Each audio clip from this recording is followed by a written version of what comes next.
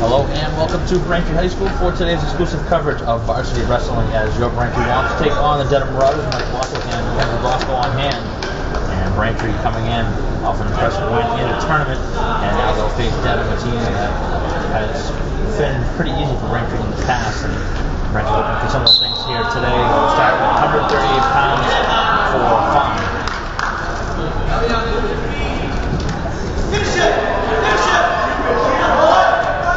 So this is a made-up game, made-up match from about a week ago, where Dedham had a skin issue, so it had to be postponed, and now it's rescheduled for today. So we'll see if that has any effect.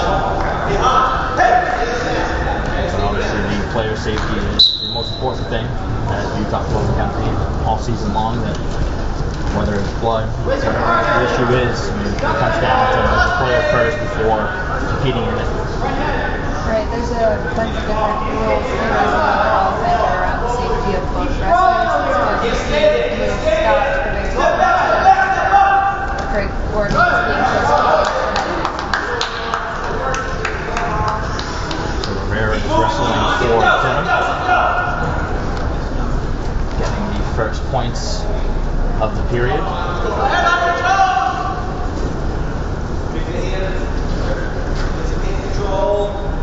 Challenge it, step up and challenge it.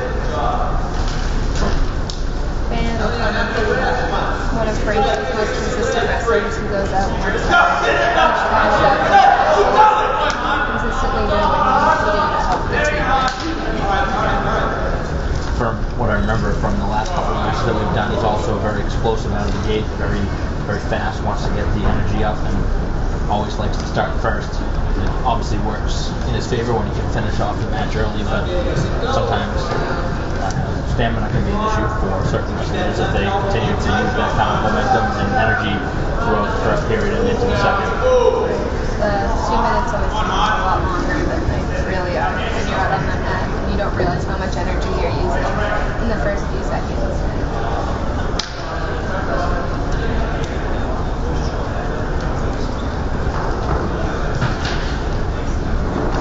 First period is coming to a close. Right now, Dedham having the lead in the period 4-0. And they'll start neutral to begin the second period. So Dedham with a pretty good start.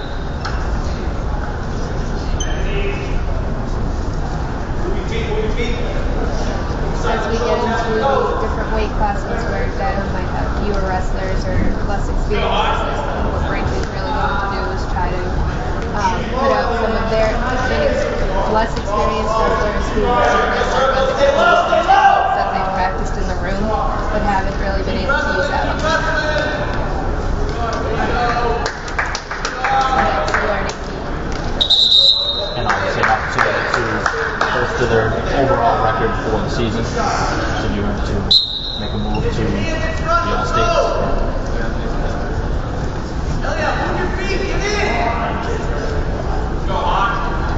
See the wrist control right now, so important in the sport of wrestling. Whoever has control of the wrist typically has control of the match as it continues.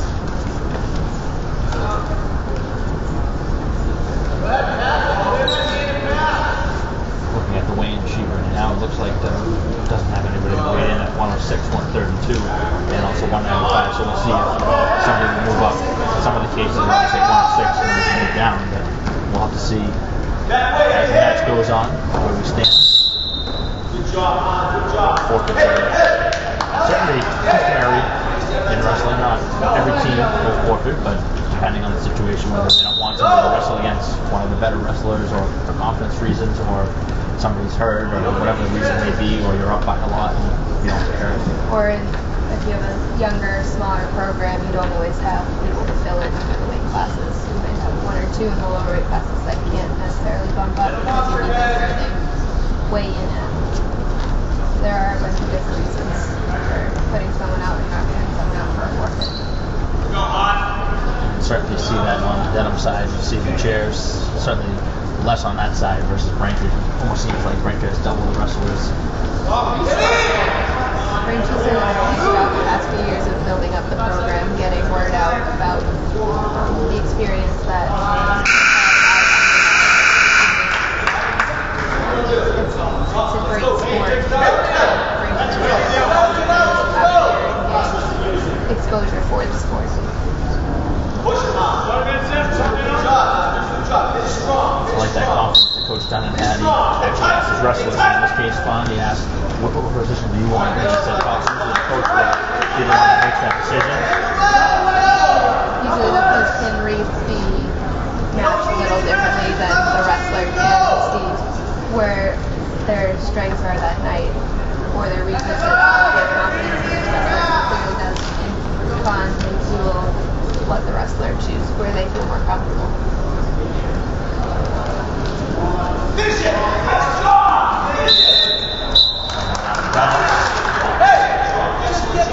Five nothing right now, Dedham.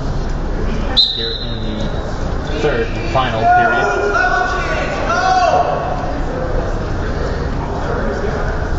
Right now, Rivera doing a nice job, able to limit what fans are able to do.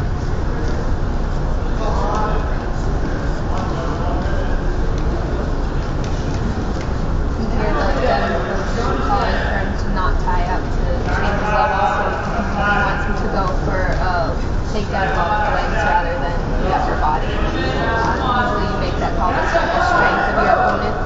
If your opponent is really strong in their upper body, you typically want to avoid being tied up to that, any headlocks or fighting over wrestling.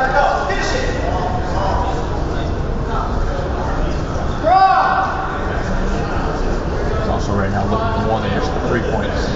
Still staying away right now with a 5-0 lead. Sometimes in situations where a team is comfortable leading a stall, these teams will get warned before ultimately being penalized. But I think in this case Rivera is looking for more points, trying to give his team a boost. Get those more points for team points for the larger point differential than just the 3.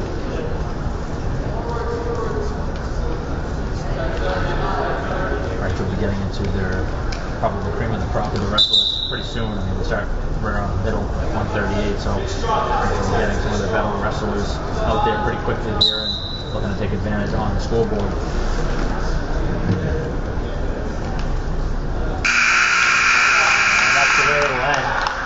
Dedham picks up 3 points overall with a 5-0 decision and takes a 3-0 lead.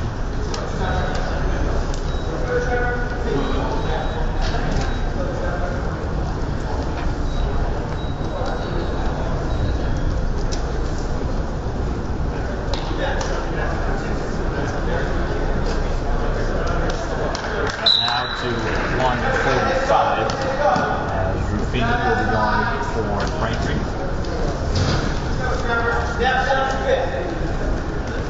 And Malone for Dedham.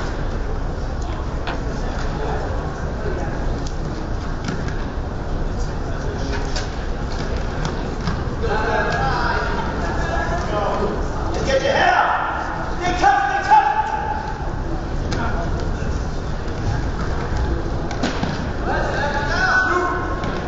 Well, really looking for that spot there.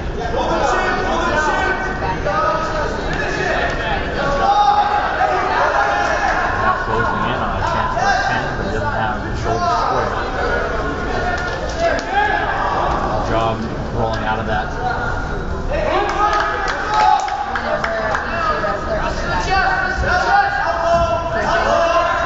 Part of the warm-up, you can see them doing front bridges.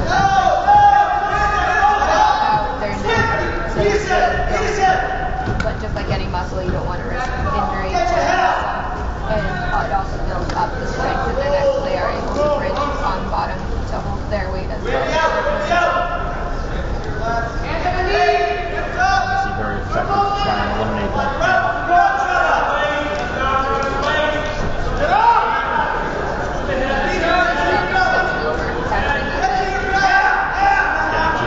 Well in the process. Right now, 5-2 Dedham to the end of the period.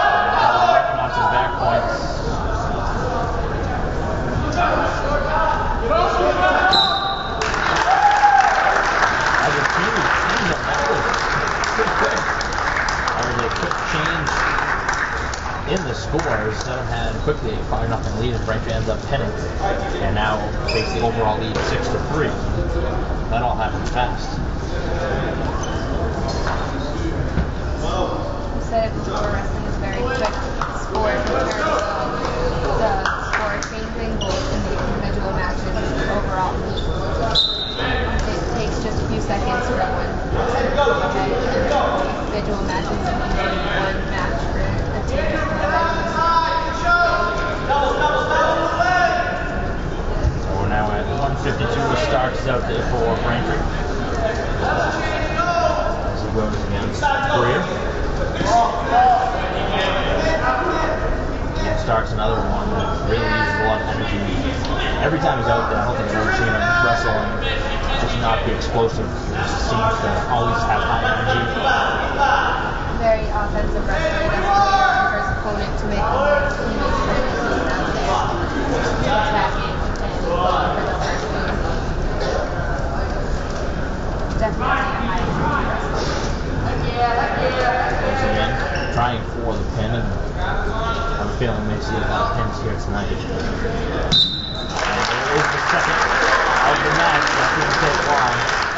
With 57 seconds into the first period for Starks to pick up the pin.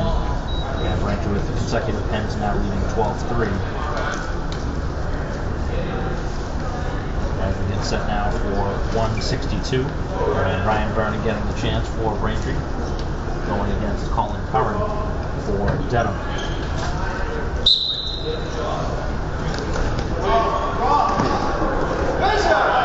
Match by match, you never know what to expect, but we kind of had an understanding of what we expected to see here. Braintree being the head favorite, and then got back-to-back pins, which is certainly a good start. Braintree's kind of started off a little bit slow the last few matches that we've done. Against Wayman, Braintree started off with a pin in the first match of the night, and they ended up losing like 3 or 4, but came back to win, which was a nice sight to see. But I think Braintree getting a nice start has been something that Coach Dunn has been looking for all season.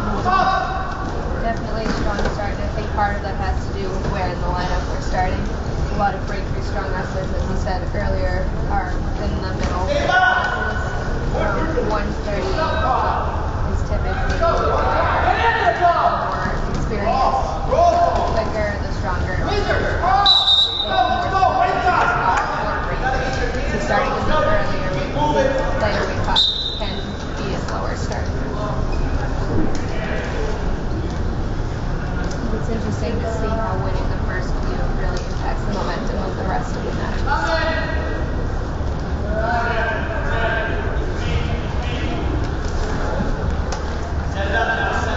2-0 or 2-1 Braintree right now, as Vernon has the advantage here in the first period. 45 seconds left.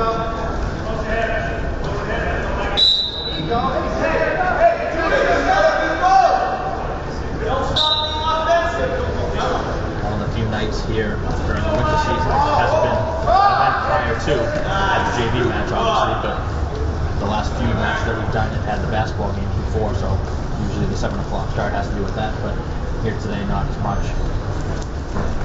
This one was actually a 4 o'clock scheduled start, and then talking about the skin issue that was postponed, so Vernon able to very nicely translate into a pinning combination. Looking for it, there's awkward looking motion there in the arms for Dedham.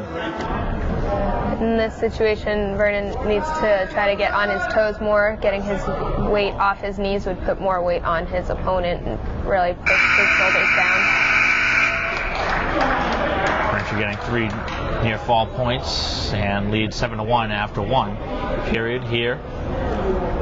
That was an impressive first period from Vernon. And Dedham wants neutral to begin the second, probably a smart decision.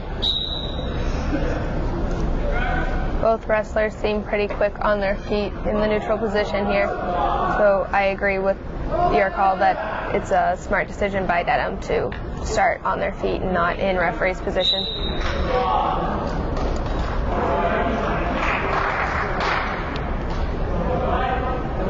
Vernon does a really nice job of reading where he is on the mat and knowing that he needs to keep his feet in bounds until he's given those 2 points when his opponent falls out of bounds on a takedown. Braintree getting 2 more awarded on the takedown. It's 9-1. Trying to add to their total right now with a 12-3 lead here in the match.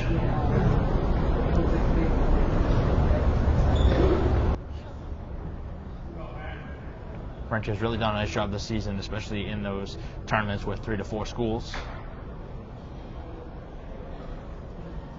They're having a really strong season. Quads are interesting because you would expect wrestlers to be a little more tired during them, seeing how they have to wrestle 3 matches in one day, and they're about the. Makes for a very long day having 3 of these meets within a few hours of each other. But oftentimes the meets build off of each other, so coming off a win against one team can lead to high energy for the second one, as opposed to the wrestlers being more tired.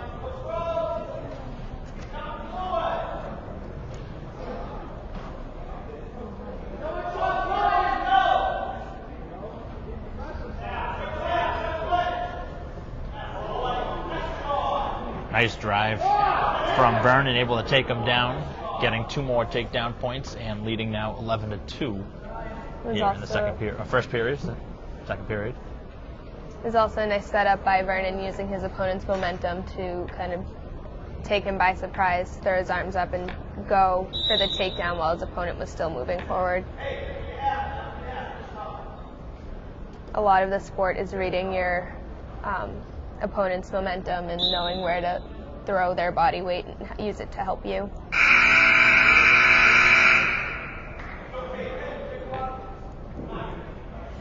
Second period coming to a close with Braintree still up by 9, 11-2.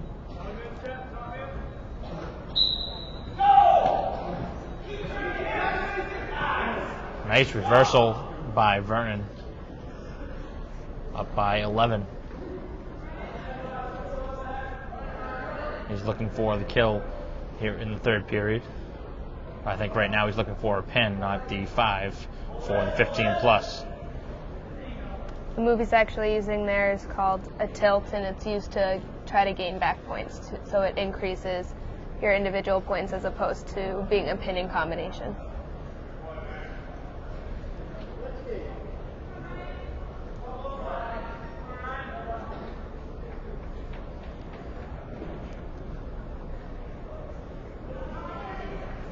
Dedham's doing a nice job of keeping his hips down on the mat, making it really hard for Vernon to turn him into that tilt.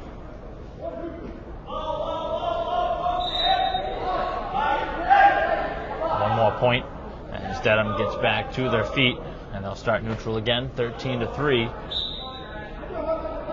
Again, that was a situation where you can really see the wrestlers reading the body weight of their opponents and of themselves. Vernon was able to recognize that he was too high in that situation and had to get out of whatever move he was trying to do, while Dedham was able to see that he could easily shake Vernon off of him.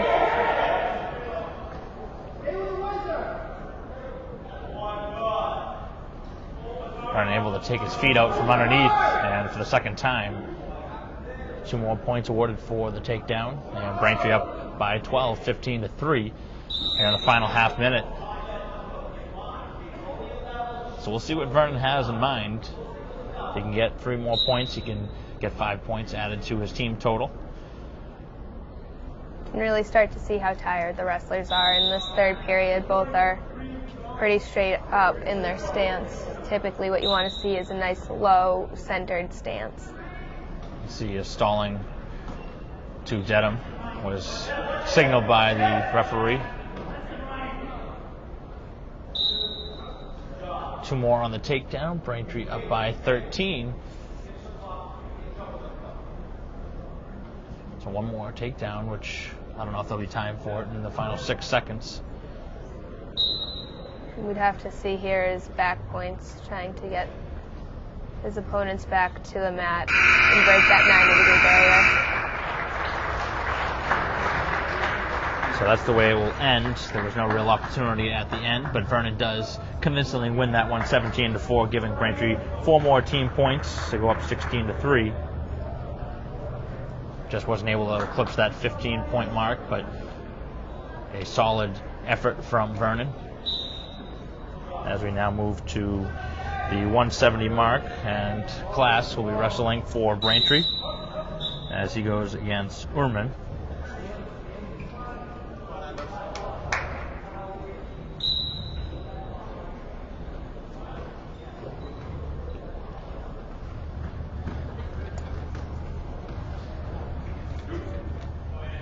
Two quick points for Class as he again comes out with high energy, and this is really no surprise, as we've talked about. Really from 152 up, Braintree has very skilled wrestlers that really come out of the gate with a lot of energy, really take it to the opponent and put fear in their eye, because they know that they're not giving up. They're going to come in with that kind of energy for the full first period, if not most of the second as well. I think that really contributes to their success, is their willingness to go out and be aggressive for as long as they need to be until the match is won, especially in those first 2 minutes. Well, that didn't take long for Class to pick up the pinning victory, as Braintree with now their 5th consecutive win, or 4th consecutive win, as they now go up 22-3, heading down to 182.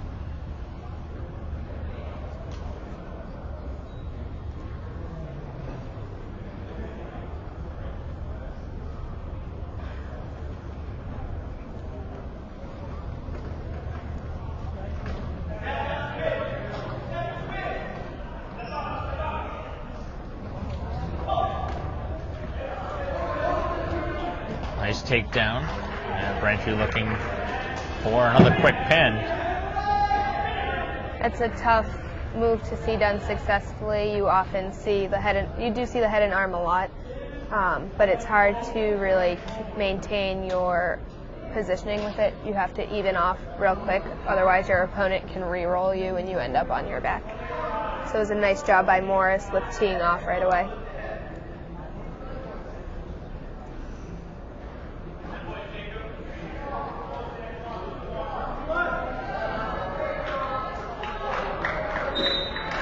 And there is another pin. That didn't take long either, as Morris able to pin. 6 more points, and Braintree up now 28-3.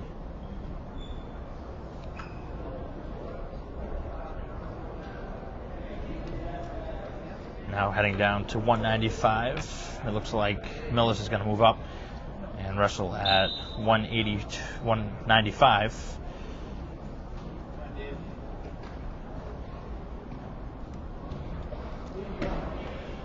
Against Laborth, it looks like, from Dedham.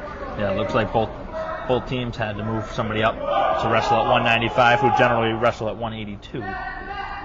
So even though they're wrestling a weight class up, it's a nice even weight for the two of them.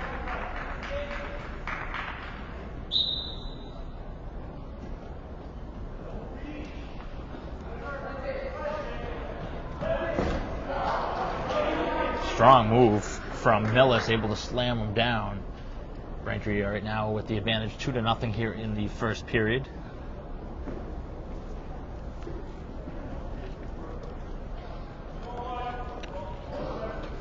Millis is another wrestler who comes out and gives 100% on the mat and really pushes and forces his opponent to work throughout the 3 periods.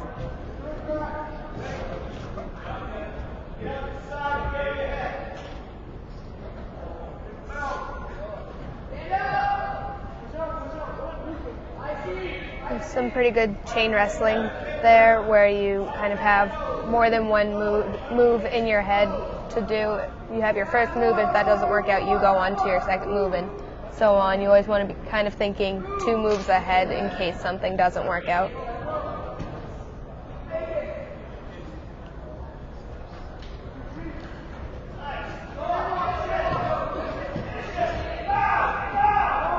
Look at that absolute effort from Millis, lifting the opponent.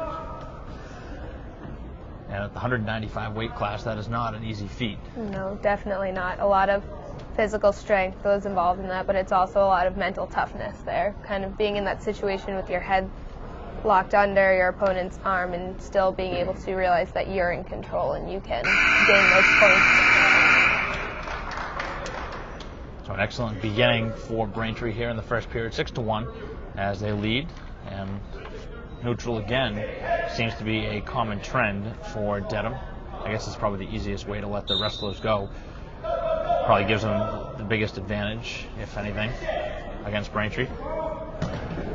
Neutral position's a great way to try to gain points without really putting yourself in a bad situation of getting pinned.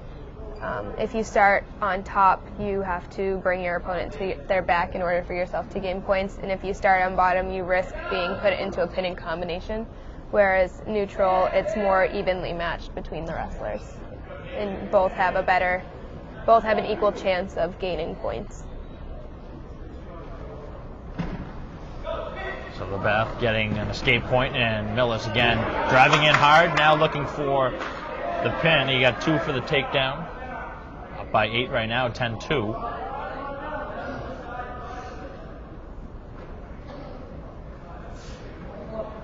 Four of the 5 individual matches that Braintree have won here today have come via the pin. The other one getting 4 points. It's a nice job by Dedham to fight off their back and not giving that up. Right now, Millis doing a nice job working on back points, and there's 2 awarded. So the difference between 2 and 3 back points awarded depends on how long you're able to hold your opponent to their back. If you can hold them for 3 seconds, you gain 2 points. If you hold them for 5 or more, you get 3 points.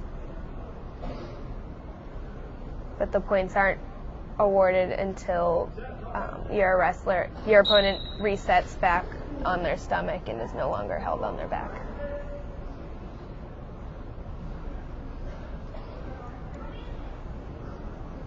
So an excellent showing from Braintree so far, really taking control of this one up early, 25 points overall, 28-3, and building upon it here and working on more back points is Millis. None awarded to this point.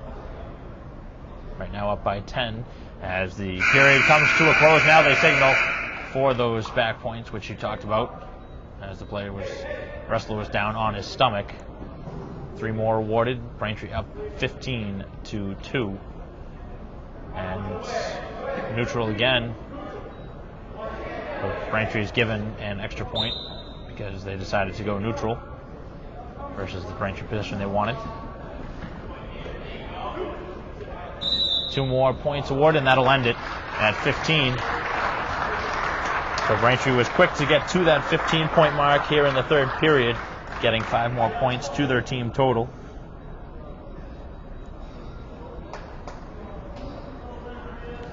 And now up by an even 30, 33-3. Heading to 2:20, it'll be Rios. And he'll be going against Petkar.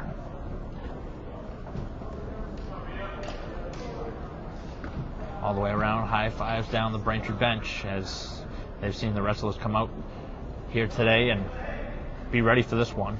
Sometimes you can, based on the opponent, maybe wrestle down a little bit and say, okay, this is a winnable one, but maybe start off a little bit sluggish. But Braintree really didn't start off sluggish here today. They were ready, and I think that's just a testament to practice, coaching, and just the players just being ready from the get-go. I know it's midterms this week, so maybe the wrestlers have a little bit more time to prepare, but right, it's knowing the coaches too. It's a mentality that they bring to the room that you don't want to wrestle down to your opponent. You want to force them to wrestle up to your ability. It's your match. You want to control the level of competition. So you can't really, the team's not used to going into a meet with the idea that they're definitely going to win. They still go out and they work hard. Rios generally very effective as a wrestler. And we've seen him again be part of a victory that culminated in a pin back earlier in the season. I believe it was against Framingham. One of the better matches that we've seen this year. Well, both of them actually, the Framingham and Weymouth ones are both pretty good, pretty entertaining. Very close, evenly matched teams. This one a little bit reminiscent of the Walpole match from last year, where Braintree really just ran away with it. One of the road matches we did last year. There's usually about one of those per season. They're not as entertaining as the close ones that we've seen earlier this season, but they definitely do a lot to boost the morale for Braintree and are a test to how strong the team really is as a program. That's a nice driving move by Rios, but unfortunately it didn't get any points to the team total. A surprising 0-0 match after one period, which is surprising in the fact that Braintree has been very aggressive and has certainly gotten points in a hurry here today. The score definitely does not speak to the level of intensity and effort that we've seen in the first period. Both wrestlers are working really hard, working to gain control or stop their opponent from gaining control. First point now is given, and it goes Dedham's way. Again, Rios coming in, driving hard. Looks so good to the viewer, but unfortunately doesn't gain any points. It's again keeping control of body momentum and being able to read your opponent and know when you need to settle back a little bit. So the second time he's done that. You wonder if that has an effect as the match goes on. Just the force of Rios just driving him into the mat. I mean, that certainly would tire him out and wear him down as it goes on, and maybe he can take advantage at some point. Both wrestlers here are in a position that they could gain points. The ref right now signaling that no one is in more control than the other.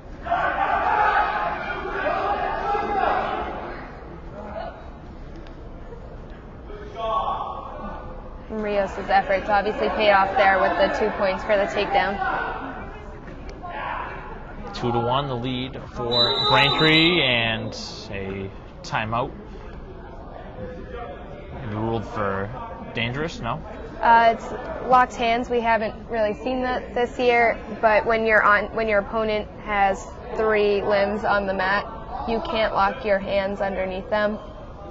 In this case, Rios did. When that happens, your opponent automatically gets 1 point. The ref will give the wrestler a few seconds to try to get out of it and gain 2 points for reversal plus the penalty point. But if the defensive wrestler is unable to do that, he stops the match and restarts. So that's what we saw there, was Rios locked his hands around his opponent's stomach. And that was a 1 point penalty? Yes. That would explain the 3-2 score. They got 1 for a reversal, or 1 for an escape, and then 1 for the penalty. So 3-2 after 2 periods as we move on to the third and final.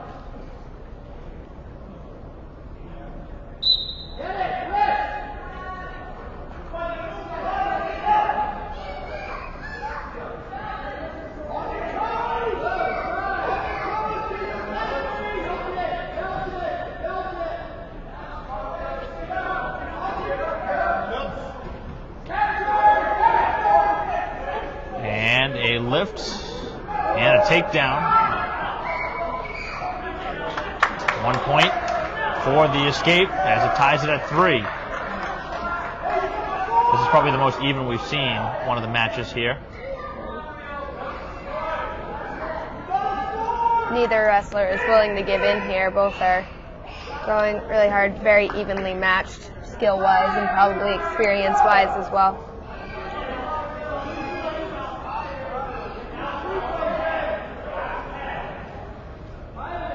Even with the smaller programs, a lot of the smaller programs still have those 1 or 2 standout wrestlers that have been very successful in their individual careers. You would assume at 138, their first wrestler there was probably one of their better wrestlers. We haven't seen everybody yet, but you would assume that that's one of their better. the one wrestler that was able to gain points for Dedham as a team. But to Braintree's credit, they were only able to give up 3, so it was really the job of Fan that kept Braintree within striking distance early, and they've really never looked back since.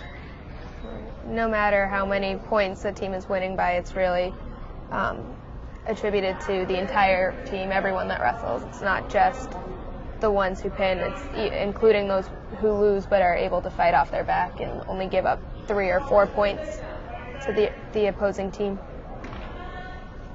All right, now tied at 3. Do we have overtime looming? We've seen that so far this season once. I believe it went 2 overtime periods. So what happens when it goes into overtime is the first period of overtime is 1 period of whoever scores first wins, and then from there it goes into the referee's position where each opponent gets 30 seconds in top and 30 seconds in bottom to try to score, and from there it's the most amount of points scored within the overtime periods. So Rios wants neutral. We'll see who gets that first point.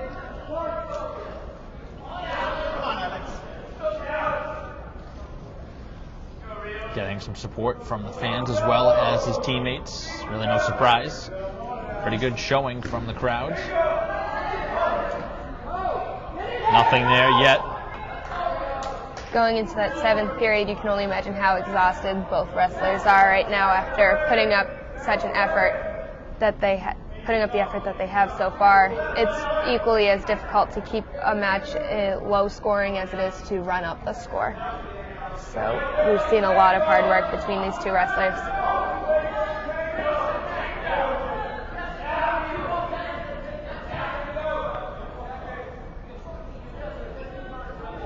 Just about done with the opening overtime period as the headgear is ripped off the head of Rios.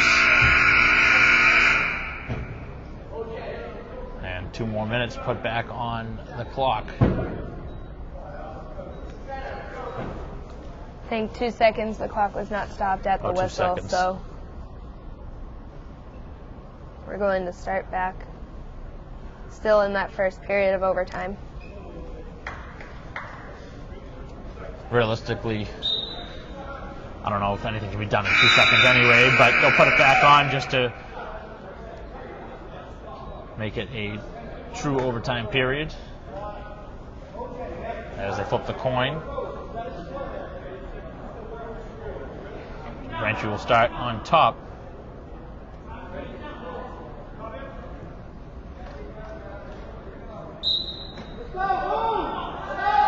Rios has to be careful to watch his weight there. He got a little high, which meant he took his weight off the hips and made it a little easier for his opponent to escape, although he has not technically escaped yet. Driving move from Rios, but that expanded a lot of energy.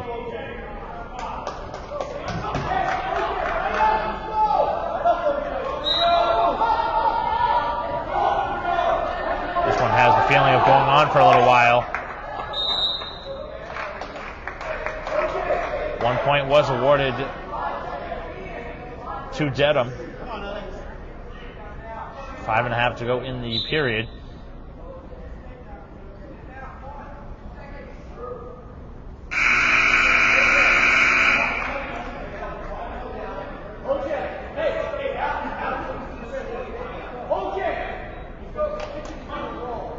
So we'll see if what Rios has left in the tank. Hopefully the last 30 seconds of the match, Rios has to score and at least tie it up again. Hopefully get a reversal for the 2 and pull ahead.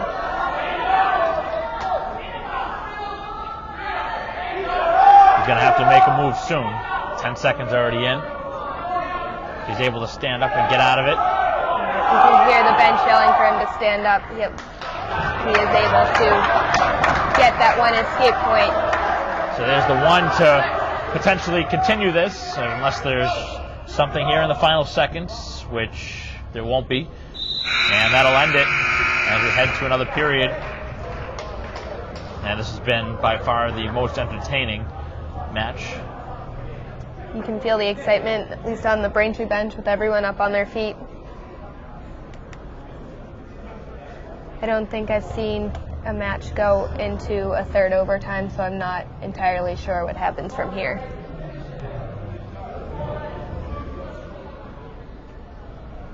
I believe it goes back to who scored the first point.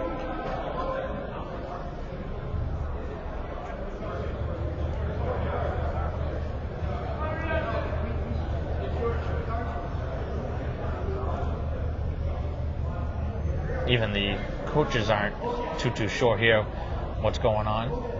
It's not something you see happen very often.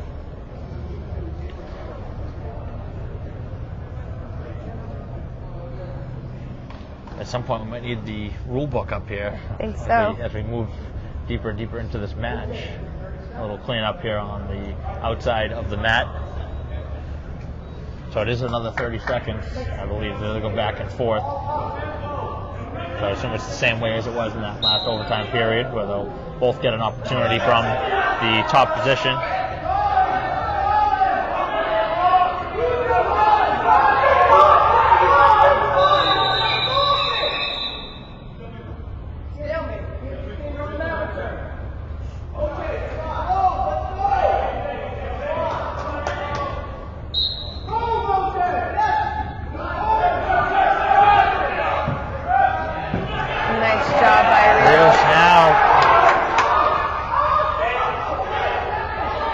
Hoping for the pin.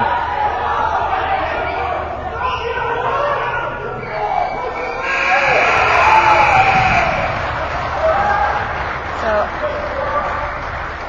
I believe it was in that last period of overtime, they do go in referee's position. The person who scored the first point chooses whether they want top or bottom. If the bottom man is able to escape, he wins. If the top man is able to remain in control, he wins. So Rios winning that one, doing a nice job at the end, getting 3 more points, put Braintree up 36-3 in that one. I guess we'll mark it down triple overtime. As we head to 285 now to the heavyweights, as Baggett going for Braintree, going against Cleveland for Dedham.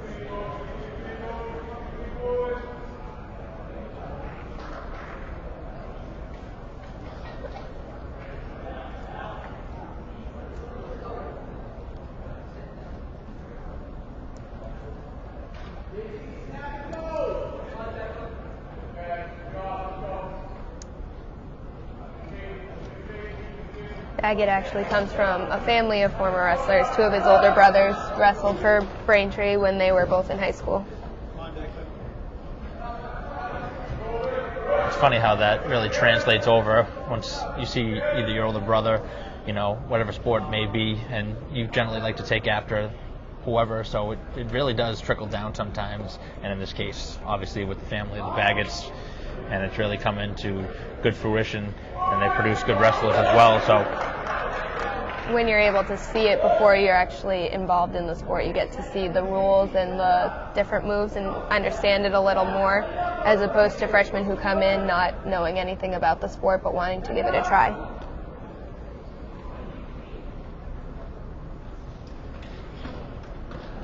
It's certainly a sport that you have to give a lot of attention to. You see a lot of wrestlers, it seems, that in the springtime, I believe they go to cross country, or they go into track and field and go to the throwing events and some stuff along those lines, just to stay in shape for the winter time. But it's kind of funny to see whatever sport it may be, going to different sports to just stay in shape during the off season for them before they get into the real true season.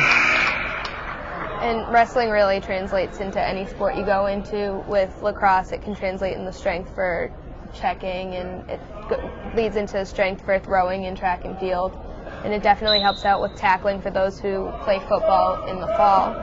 And it goes the other way as well. All the other sports, like you said, help to maintain that strength and conditioning that they need within the wrestling season. So 2-1 the lead for Dedham after one period, as we're 15 seconds into the second. And Baggett down on the mat, trying to get up and get some points. As he gets to his feet, looking for the reversal, and there it is. 2 points, as he has Cleveland now a little bit bent out of shape. But Cleveland very strong. You see him just getting his way right back up. Might be one of the stronger wrestlers that Baggett has seen this season.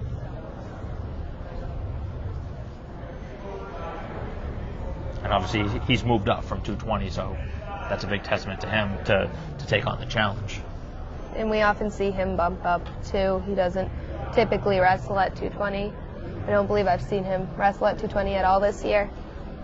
It seems like Rios really has that spot locked down at 220. And last year it was a battle at the heavyweight position. Braintree was strong at that position, but it seems like this year they really only have, I guess, Baggett where they move him up. But so far he's been very successful at the weight class, which really speaks to his strength and skill as a wrestler, knowing that heavyweight can weigh up to 285. So that's the largest difference between weights that you can see in wrestling. 6-3 the lead, as Dedham has it here in the second period. They haven't scored points for the team. It's actually now a change in the scoring. It's 5-4. She's still down a point, but much different than it was. Just down by 1 now. As we head to the final period. Heavyweights you tend to see a lot more tying up, looking for the wrist control and going in for headlocks than you would at the lower weight classes. You don't see single and double leg takedowns as much as you do at the lighter weight classes. Escape point for the Marauders. To go back up by 2. Braintree's won 7 consecutive individual matches, trying to make it 8, but this is going to be tough sledding for Baggett here in the final minute and a half. It's definitely doable, but it's going to be tough. Both wrestlers looking for that inside control, which, as we said earlier, is crucial to gaining control of your opponent and getting that takedown. 2 more points for Dedham to go up by 4, as Braintree gets 1 for getting back to their feet. There's definitely a lot of agility in this heavyweight match, something you don't see too often. I've seen it more this year than in past years, but a lot of good movement between both wrestlers and quick movement.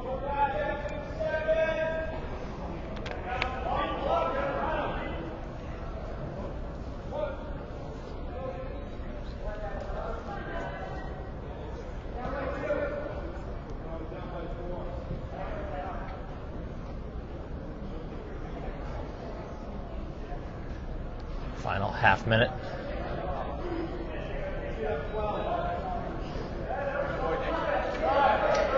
I think there's some confusion about the score. Down at the scoreboard, you can hear the Dedham bench saying that scoreboard has it wrong.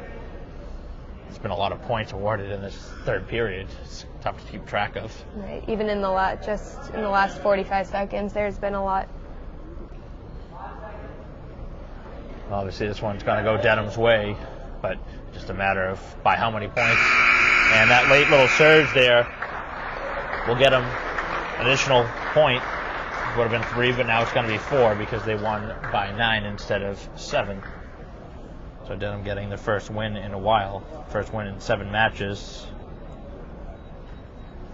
It's a good fight by Baggett, though. He did a nice job of keeping up the intensity, even though he kind of knew what the outcome of that match would be. So with 4 points awarded to Dedham, it makes it 36-7.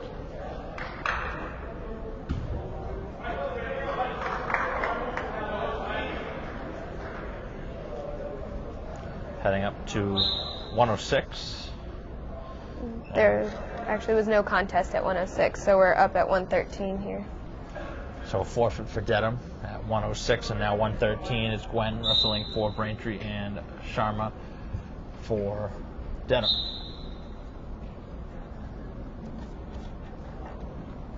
there were a few blank slots that we talked about earlier that Dedham did not have anybody in that weight class, but they did have somebody move up to 195.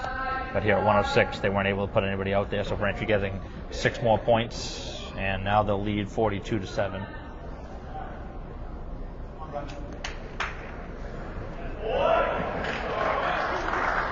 Actually, Braintree didn't send out a 106, so there was just no contest. It doesn't count as a forfeit. Oh, okay. So a lot of times, if a team is ahead has a good lead, they won't take the points for the forfeit, kind of as a sportsmanship move. Oh, okay. They don't want to drive up the score. So realistically, it was 6 points for Braintree, but because of the sportsmanship and just Coach Thunder didn't want to run it up, he allowed just 0, and they'll move on to 113, which shortens the match.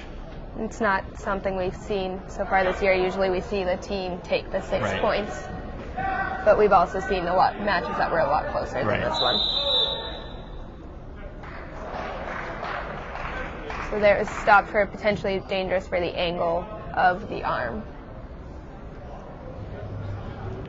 So 4-0 to lead for Braintree, and back to the scores 36-7, not 42-7, as I had incorrectly given Braintree the forfeit points, but they did not take the forfeit because they didn't send a wrestler out, which would have been Verasso.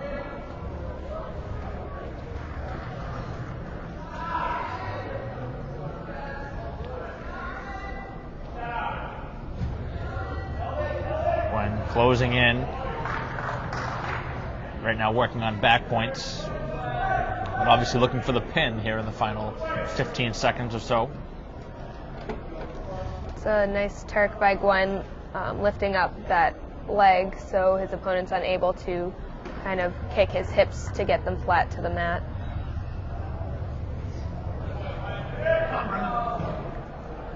Really doing a nice job taking control of Sharma, getting 3 near pin points.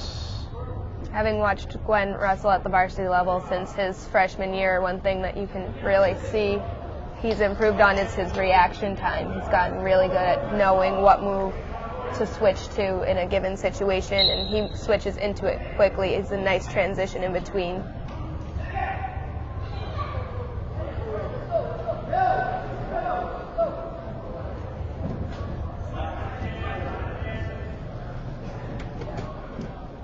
Also, his ability to have stayed at the lower weight classes for all 4 years in high school has definitely helped his ability and his knowledge of the style wrestling that occurs at the 106 and 113 weight classes. So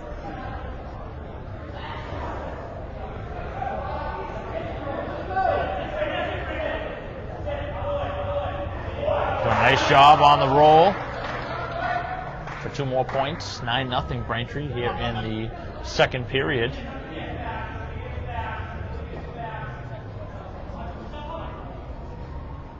I think Gwen's really done a nice job of just allowing himself to be really the only one to score points. He's just done a nice job of only being the aggressor and really keeping his opponent off guard and not allowing him to make any moves of his own. He is a very offensive wrestler, which, as we've said earlier, seems to really add to the skill level and help the Braintree's stronger wrestlers. The ones that come straight out of the gate giving 100%, being the aggressor in the match, tend to be the more successful ones.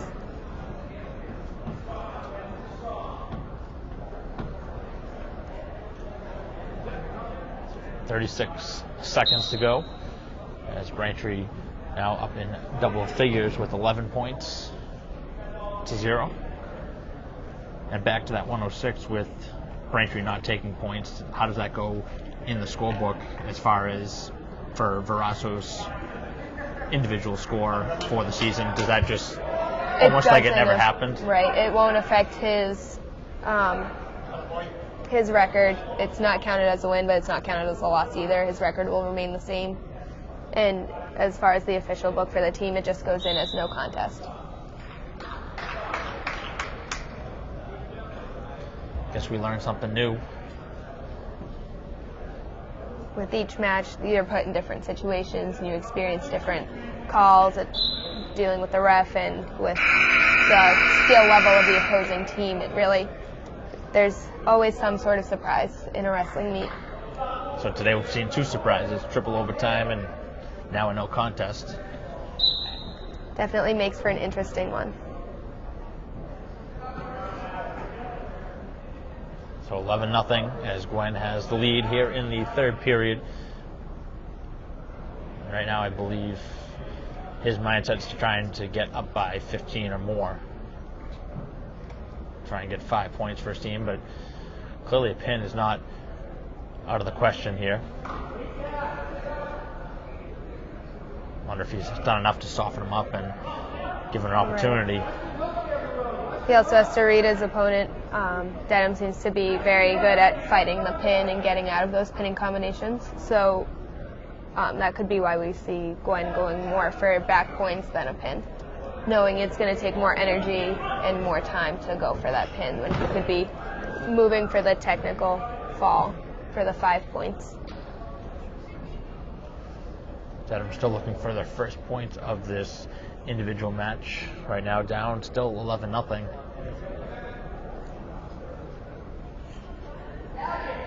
Sharma's doing a nice job of keeping control of Gwen's wrist, so that's stopping Gwen from doing a roll for a reversal or standing up. He's also doing a nice job of keeping his body weight back on Gwen's hips, which makes it much more difficult to stand up as well. Final half minute. I was just thinking that same thing. I wonder if Gwen was stalling a little bit there, and that was quick by the referee to signal that.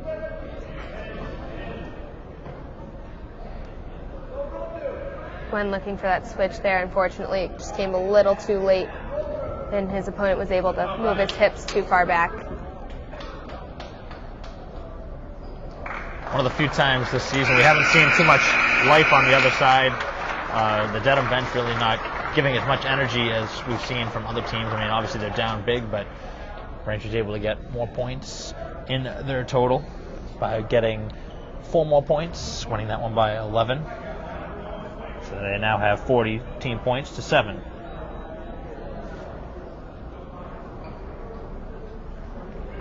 As we go to 120.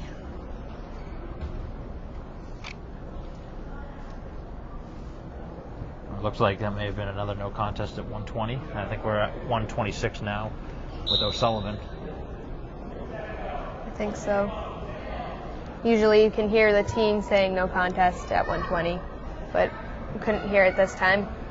No, we couldn't, and we don't have anybody marked down on the Dedham roster at 120, so I think we're going to take that into our own hands.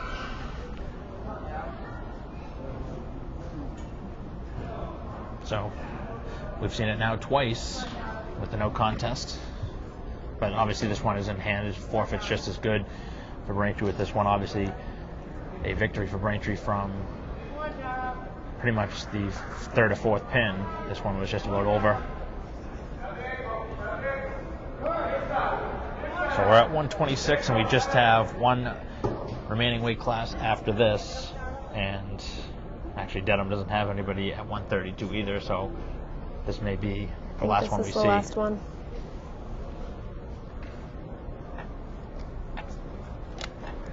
Definitely a quicker meet than any we've seen before. They usually go about 2 hours. This one only going about an hour. A lot of it having to do with Braintree being obviously the stronger team, and a lot of it having to do with them pinning early, and we've seen now 2 no contests, so that easily shortens it. The no contest speaks to the size of the program too. The smaller the program, the shorter the meets usually are.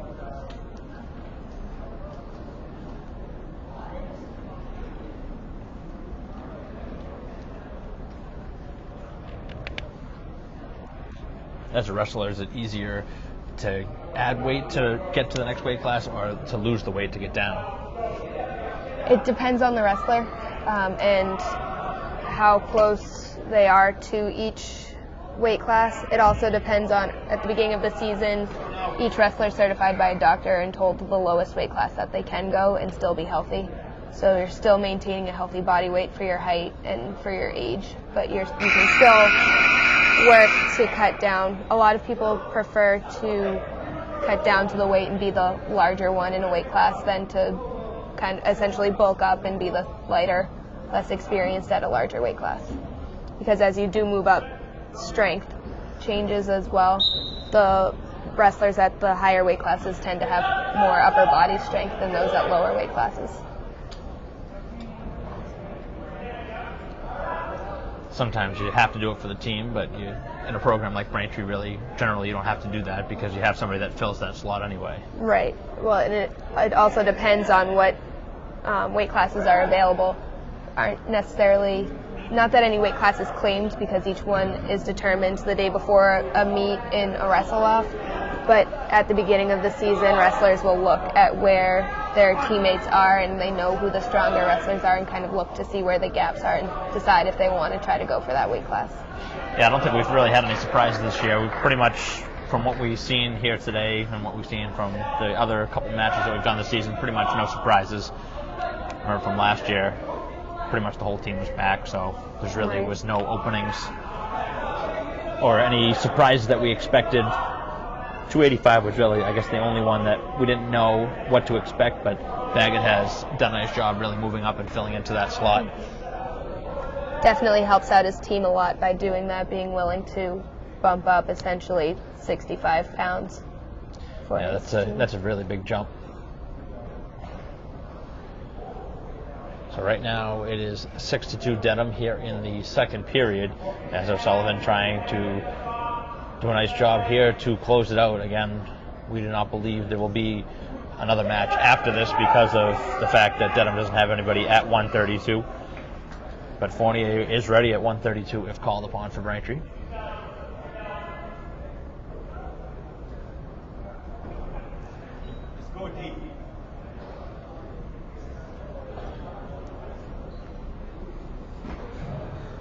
Right now, Will Chu doing a nice job, up by 8-10-2 as we close the second period.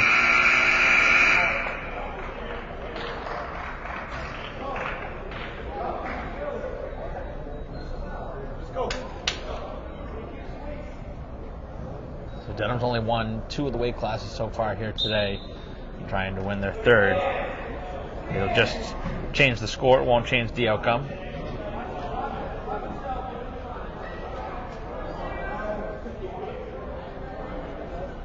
You can start to see how tired O'Sullivan is here. He's definitely putting up a good fight, trying to avoid getting pinned, but it shows in his stance. Again, in neutral, you could hear Coach Dundon yelling for a good stance.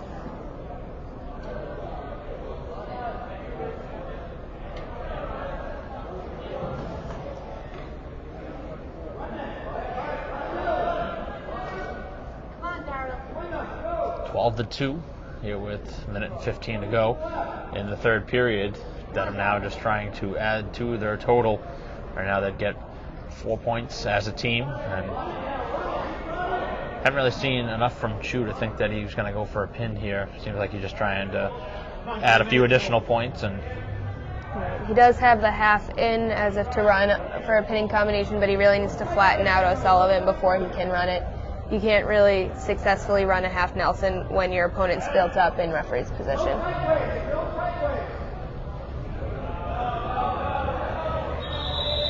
And there's the hands locked again. So it's a penalty against Braintree. You can't reach up and lock your hands around your opponent's head either. Similar rule to person on top can't lock their arms around their opponent's stomach.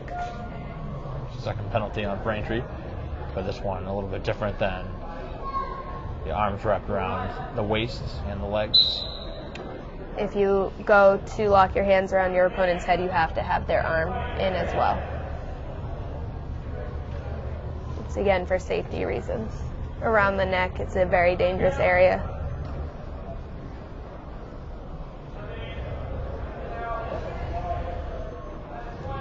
Right now, 20 seconds left. 11-point lead for Dedham here in the match.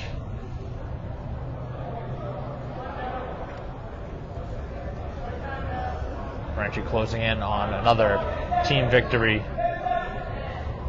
But this one already solidified. As O'Sullivan closes it out with the good bout. Wasn't able to pick up the win for his team, but he fought hard.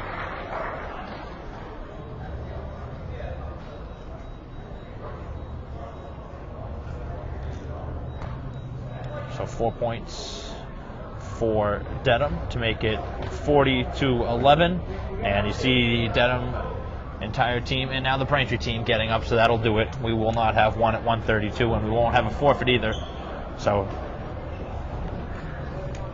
3-0 contest here today. Braintree obviously winning this one convincingly by the final score of 40-11, but it could have been a much higher score if Braintree really wanted to, with the 3 forfeits, 18 more points. But a good showing here from Braintree from start to finish, and really there was no look back from the beginning after 2 pins, and actually 4 out of 5 pins for Braintree in the first 6 matches. So this one was Braintree's from the start, and another quality win for this Braintree program.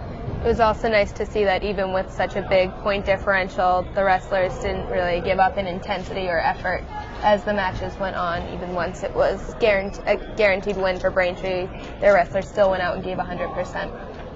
So Braintree will have another home match coming up next week. I believe it might be their final match, or at least of the regular season, before they move on to the postseason. But we'll see what Braintree has in mind. Another quality win for Braintree as a staff. An excellent effort here today.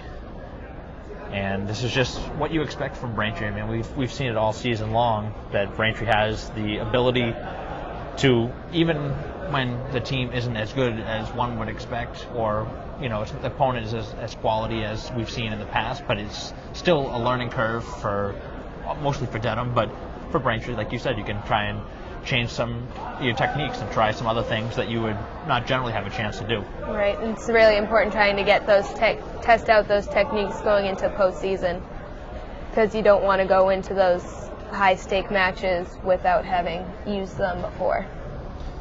So Braintree closes it out with the solid victory here today, a 40-11 win, and Braintree with another win in their win column, closing in with this one remaining home match here on the season. So for the final time here at Braintree High School, 40-11, Braintree picking up the victory over Dedham. For Emily McGrath and Mackenzie Bosco, I'm Mike Wassel. We'll see you next time.